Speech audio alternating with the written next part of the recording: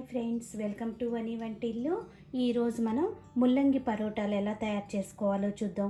ముల్లంగిలో చాలా vitamins, minerals ఆరోగ్యానికి ఎంతో మేలు చేస్తుంది. దీన్ని మనం పరోటాలుగా చేసి లంచ్ బాక్సుల్లో పెట్టుకోవచ్చు. ముల్లంగి పరోటా ఎలా తయారు చేసుకోవాలో చూద్దాం. 200 గ్రాములు ముల్లంగిని తీసుకోండి.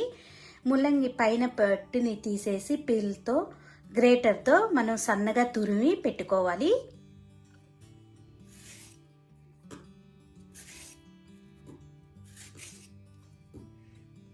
ఈ విధంగా పైన పెచ్చు తీసేయండి. ఇలా తురిమి తీసుకుని సన్నగా ఉన్న వైపు సన్నగా ఈ ముల్లంగిని తురుముకోవాలి. ఇలా ముల్లంగిని తురిమి ఒక గిన్నెలోకి తీసుకోండి. దీన్ని ఇప్పుడు పక్కన పెట్టుకుని ఒక మిక్సింగ్ బౌల్ తీసుకోండి. దానిలో 2 కప్పులు గోధుమ పిండి వేసుకోండి. 2 కప్పులు గోధుమ పిండికి 2 టేబుల్ స్పూన్లు శనగపిండి వేసుకోండి. ఈ శనగపిండి వేసుకోవటం వల్ల మనకి పరోటాలు చాలా బాగుంటాయి. మీకు ఒకవేళ గ్యాస్ట్రిక్ ట్రబుల్ ఉంటే కనుక ఈ శనగపిండిని స్కిప్ చేసినా పర్వాలేదు. ఇప్పుడు దీనిలో 1/2 టీ స్పూన్ పసుపు వేసుకుందాం.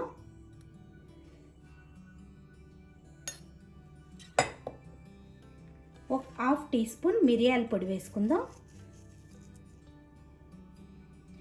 మీరు వాము, జీలకర్ర ఈ రెండిట్లో ఏదైనా వాడుకోవచ్చు. నేను ఇట్లా 1/2 టీ స్పూన్ జీలకర్ర వేస్తున్నాను. మీరు వామైనా ఇష్టపడితే వామైనా వేసుకోవచ్చు. 2 పచ్చిమిరపకాయల్ని ఇలా సన్నగా ముక్కలు కోసి వేసుకోండి. పచ్చిమిరపకాయలు వద్దు అనుకుంటే మీరు కారాన్ని కూడా వాడచ్చు. దీనిలో ఇప్పుడు ముల్లంగి తురుము వేసుకుందాం. తురిమిన ముల్లంగిని వేసుకోవాలి. దీనిలో ఇప్పుడు రుచికి తగినంత ఉప్పును వేసుకుందాం.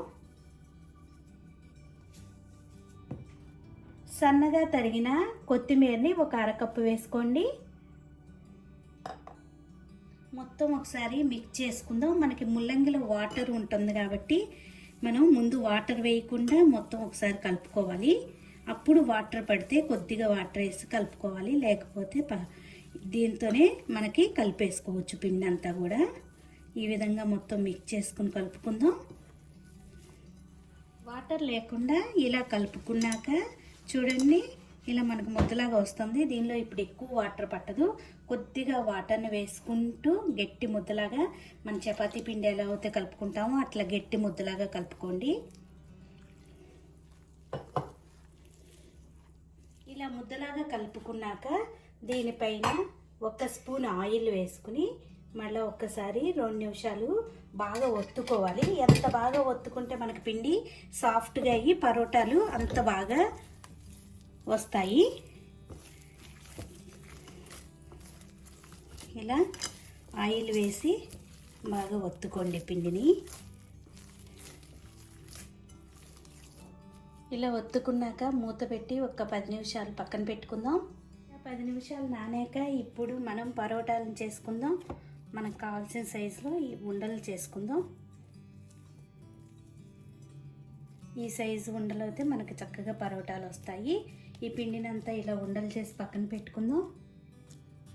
ఇలా ఉండలన్నీ చేసుకున్నాక ఒక్క ఉండని తీసుకుని ఇప్పుడు పరోటా చేసుకుందాం. ఒక్క ఉండని తీసుకుని అడుగున పొడి పిండి వేసుకుని ఇప్పుడు పరోటాలు చేసుకోవాలి.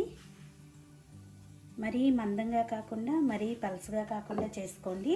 అప్పుడు తినడానికి పరోటాలు బాగుంటాయి.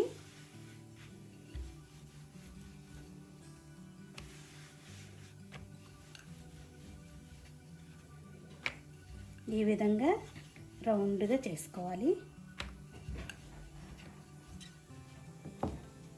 చూడండి, ఇలా రౌండ్గా చేసుకున్నాం కదా. మిగతా పిండి ఉండలన్నీ కూడా ఇదే విధంగా చేసుకుని పక్కన పెట్టుకోవాలి. ఇప్పుడు స్టవ్ ఆన్ చేసుకుని పరోటాలు కాల్చుకోవడానికి ఒక ప్యానం పెట్టుకోండి. ప్యానం వేడయ్యాక మనం ఇలా తయారు చేసుకున్న పరోటాలని ప్యానం మీద వేసి మనం ఇప్పుడు కాల్చుకోవాలి.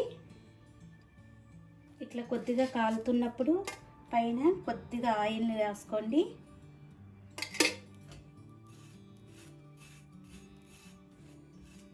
ఇప్పుడు రెండో వైపు తిప్పుకొని ఇటు సైడ్ కూడా కొద్దిగా ఆయిల్ని వేసుకుని కాల్చుకోవాలి.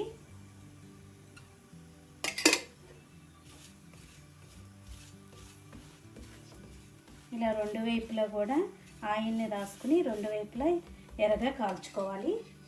అప్పుడు మనకి పరోటాలు తినడానికి చాలా బాగుంటాయి. అంచులు కూడా కాలేటట్లుగా మీరు కాలేటప్పుడు ఇలా కొంచెం ప్రెస్ చేయండి. ఇలా రెండు వైపులా చక్కగా కాల్చుకోవాలి. చూడండి మనకి రెండు వైపులా కూడా కాలిపోయింది. ఇలా కాలిన వాటిని ఇప్పుడు ఒక సర్వింగ్ ప్లేట్లోకి తీసుకుందాం. చూడండి మనకి ముల్లంగి పరోటా రెడీ అయిపోయింది. మిగతా అన్నీ కూడా ఈ విధంగానే కాల్చుకొని పక్కన పెట్టుకుందాం.